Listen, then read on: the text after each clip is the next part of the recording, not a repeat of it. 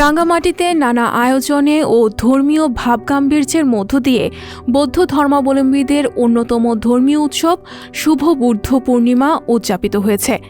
এ উপলক্ষে রাঙ্গামাটি রাজবন বিহার সহ দেশের প্রতিটি বৌদ্ধ বিহারে দিনব্যাপী নানা ধর্মীয় কর্মসূচির আয়োজন করা হয়।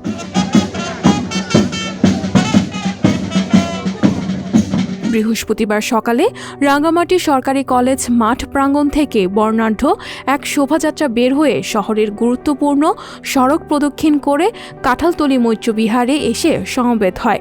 শোভাযাত্রায় অংশ নেন খাদ্য মন্ত্রণালয় সম্পর্কিত সংসদ স্থায়ী কমিটির সভাপতি ও রাঙ্গামাটির সংসদ সদস্য দীপঙ্কর তালুকদার, রাঙ্গামাটি জেলা পরিষদ চেয়ারম্যান অং সুই প্রু চৌধুরী সহ সরকারি বেসরকারি কর্মকর্তারা। বিভিন্ন জায়গায় দেখা যাচ্ছে বিভিন্ন ধর্ম কর্মের নামে এখানে সন্ত্রাসী কর্মকাণ্ড চালানো হয়, নাশকতামূলক তৎপরতা চালানো হয়, কিন্তু আজ পর্যন্ত বৌদ্ধ ধর্মের নামে কোনো বৌদ্ধ ধর্মাবলম্বী কোনো রকম সন্ত্রাসমূলক অশান্তিমূলক কোনো কাজকর্ম করে না। এটা হলো বৌদ্ধ ধর্মের অন্যতম প্রধান সৌন্দর্য। সুতরাং আমরা নাশকতা করবো না, আমরা সাম্প্রদায়িক চেতনায় লিপ্ত হবো না, আমরা সকল মানুষকে ভালোবাসবো।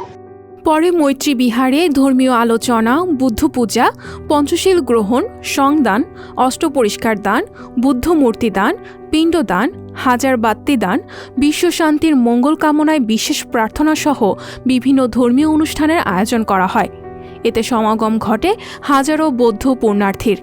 প্রধান ধর্মীয় আলোচক হিসেবে ধর্মীয় দেশনা প্রদান করেন পার্বত্য ভিক্ষু সংঘের সভাপতি ও সংঘরাম বিহার অধ্যক্ষ শ্রদ্ধালঙ্কার মহাস্থবির।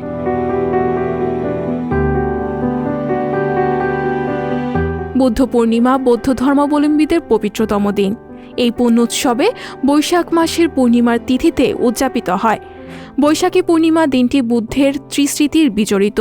বৌদ্ধ ধর্মমতে আজ থেকে ২৫০০ বছর আগের এই দিনে তথা বৈশাখী পূর্ণিমা তিথিতে বৌদ্ধ ধর্মের প্রবর্তক ভগবান গৌতম বুদ্ধ জন্মলাভ, বুদ্ধত্ব লাভ এবং পরিনির্মাণ লাভ করেন। দীর্ঘ ৬ বছর সাধনার পর গৌতম বুদ্ধ বুদ্ধত্ব তথা বোধিপ্রাপ্ত হন।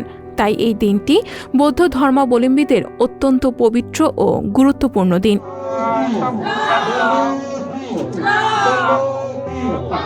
সঞ্জিতা শম্পা, সংবাদ প্রকাশ। সংবাদ, ফিচার ও অনুষ্ঠানের জন্য ভিজিট করুন সংবাদ প্রকাশের ওয়েবসাইট এবং যুক্ত থাকুন ফেসবুক পেজ ও ইউটিউব চ্যানেলের সঙ্গে।